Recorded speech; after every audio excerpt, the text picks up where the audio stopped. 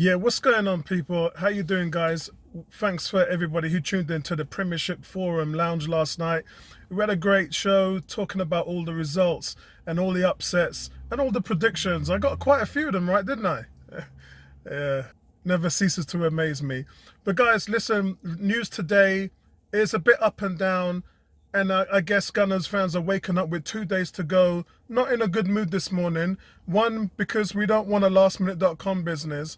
And two, is a lastminute.com actually viable?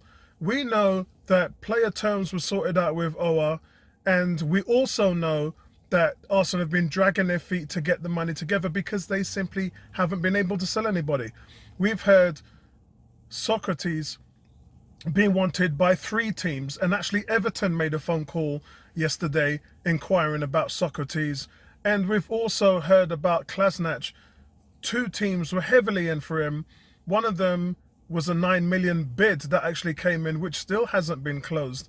The good news is Torreira, though, Lucas Torreira has passed his medical at Atletico, so that seems to be happening, and that's probably going to be tied up within the next 24 hours or probably Monday morning, the way things are going at the moment. Because remember, we do have a game on Sunday, so that doesn't really help. That puts everything to the side, so that wastes another day, and Arsenal don't really have days to waste.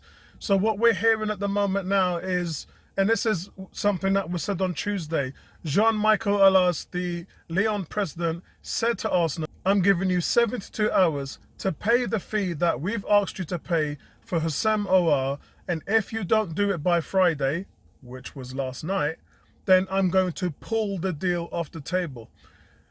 Lo and behold, this morning, he's come out and said, Friday deadline has gone, Houssem Aouar, various other players that other teams are after, will be staying and will be rejoining the team and will be turning up at practice and training with the team. That's what the president has said.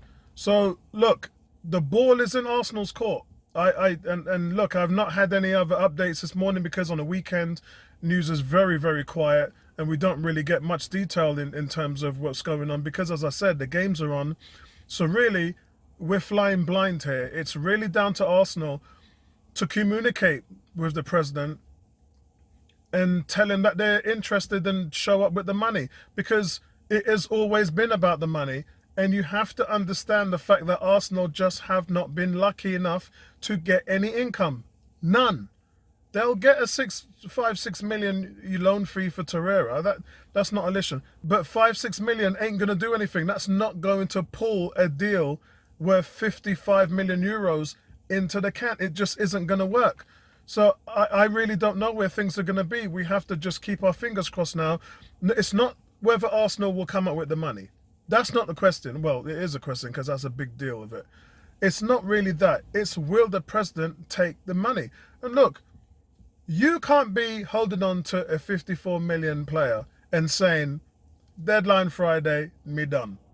Because everyone knows you need the money. Everybody knows Lyon is in dire straits with their cash flow and they need the money. So if Arsenal turn up with the money on Monday, there is no way that Lyon are going to turn it down. There's no way. What if the money doesn't transact to Lyon within the next, what, I don't know, 32 hours, next day and a half, then I can't see this deal being closed. I already deadlined the Partey deal, yeah? Last couple of days I've been saying Partey is 10%. Now I'd have to even go down to 5%, because from a week ago I was seeing that this could, Arsenal just don't have that money. And all that money's got to be paid up front. That's why I've been saying to you guys, no Partey.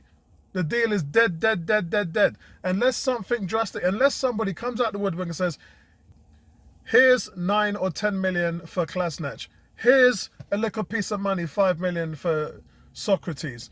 Here's 30 million, 25 million for Guendouzi. Unless that happens in the next 48 hours, I don't see nothing happening. I don't see that, because where's the money coming from?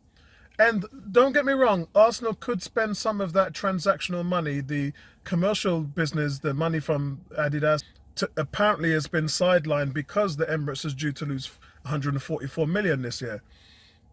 Well, it's not getting any better there as well, because the government's already said there's no fans in the stadium. Yeah, there's a level 4 COVID ban right now in the UK, and things are getting tighter and tighter and tighter as the cases go over 7,000 a day. There's more and more and more restrictions, and those restrictions have poured over onto the footballing world. And while UEFA is talking about, yeah, fans can come back in the stadium and this is can happen in that country and that country, the rules don't apply in the UK. I don't know whether they do in Italy. I don't know whether they do in Spain. I don't know whether they do in France. But in the UK, nah. Ain't happening. Ain't gonna happen. So you've got all these restrictions. The doors are closing in. Windows getting tighter and tighter. And Arsenal, if they don't pull it off, they've only got themselves to blame. Because it is a leap of faith. If you just take the money out of your kitty and you don't have anything else coming in, that's a major risk for Arsenal. They can do it, but the risk is high. The risk is too high. And me personally, if I owned Arsenal, I wouldn't take that risk. I'd look at it and say, well, you don't need Partey because Untitled can get you through the season. And do you need Aouar? Yeah, you do. We had 27 million in losses last year, and we're due to have an abundant, I mean, from what I last heard, it was about 80, 90 million in losses that Arsenal were going to incur. That was before all this stuff happened. With no fans in the stadium, man, it's going to be at least double that. It's going to be riding into the 150, 160, 100. It's going to be bad. And fans just haven't acknowledged, even with weeks after weeks, months after months, videos after videos that we've been telling you guys about all these restrictions. And again, let's be clear, the money from the commercial business is there, but the money from concessions and the gates are not.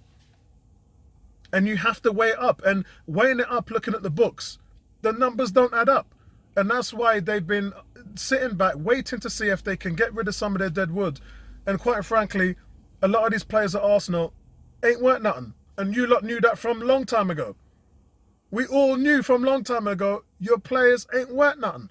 Now, you could have sold Bert Leno. You messed up on that. You could have sold Lacazette. You're messing up on that. And your only other commodity, high-valued player, is Guendouzi. And I have no idea what you're doing with that. How can you have a 20-year-old, young, talented player who's just come on the scene in the international stage with France?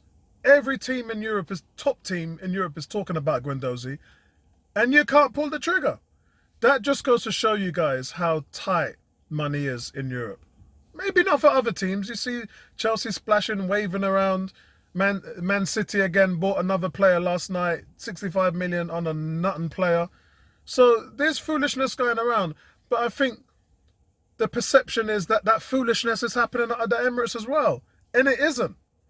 And I think that the fans don't care about the intangibles. They don't want to hear nothing about no money coming in and no concessions and TV revenue might be restructured and rebated.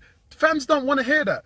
All the fans are cut off the thinking on the right side. All they're doing is focusing on the left. Buy, buy, buy, buy, buy, buy, buy. And if you don't put the two together, if you don't do the commercial, the selling, and the recuperation of cash, then where's the outlet? It's math. It's simple. It's not rocket science. If you got no money coming in, how are you going to spend money going out? And here we are right now, guys, in a situation where countdown is happening. Things are going wild, and Arsenal are scraping. When I mean they're scraping the bottom of the barrel, they are scraping the bottom of the barrel. Yeah, there's no two ways about it. The Torreira deal was a disaster. And that is how far we've come. That we've had to literally, we couldn't even sell, yeah, Sokratis for 5 million euros. 5 million. You can't even sell a player like that for chump change.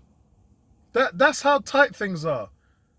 Boy, you know what? Anyway, we got a game tomorrow, and it's a must win. It's a must game because after that we've got Man City away, and things really start to envelope.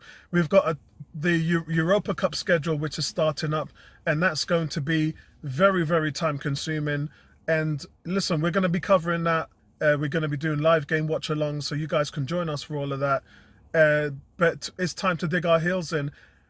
The key to all of this has been, is Arteta going to get backing from the board? That's what the key has always been. And hand on heart, if I have to say how that's been so far, Yeah, we'll review it on Monday night. We'll have a look at the transfer window and see where we go, because things might change in the next 48 hours. But as of right now, I think they've brought in some great players. Willian's been great. I thought Gabriel has been an amazing buy. And those are two good additions to the team that are going to make a difference. Unfortunately, it's not enough, but it's all that the team could do. And you have to look at that and think to yourself, as I said to you all along, you can't repair all the damage a team has got with one transfer window. No team has done it. No team can do it. No team will be able to do it. And Arsenal, again, has fallen by the wayside there. And that's nothing to be disgusted about. It really isn't, because we're in a situation where I know them guys are trying as hard as they can, and I'm not trying to cover for them, because I want them to bring in players. I want them to do the business to improve the team. But at the end of the day, you got too much dead wood. And next summer, you're gonna get rid of them 4 players. You know, Sokratis, Klasnach, Mustafi, Ozil. All them players are gonna be off the books. 650 grand a week, 34 million a year. You're gonna be saving a year. And then you can go out and get a Partey or Aouar. The difference is, remember guys, Partey's was a release clause. Yeah? They can ask pretty much anything they want for Thomas Partey next season. They could say, Thomas Partey, 70 million, 60 million. They can say what they want, because that release clause ended on the 30th of June this year. And it's only by extension because of good faith. Aouar, I don't know what's going to happen with Aouar. They wanted 54 million. Next year, it could be 80 million. Remember all the foolishness we went through with Lamar? 90 million. And then we actually came in with that money at the last minute. And then the player decided, actually, you know what, Aaron, I want to stay in France. But that's how it goes, guys. Yeah? Touch base with you guys tomorrow, man. Peace out. Right back at you. Nice one.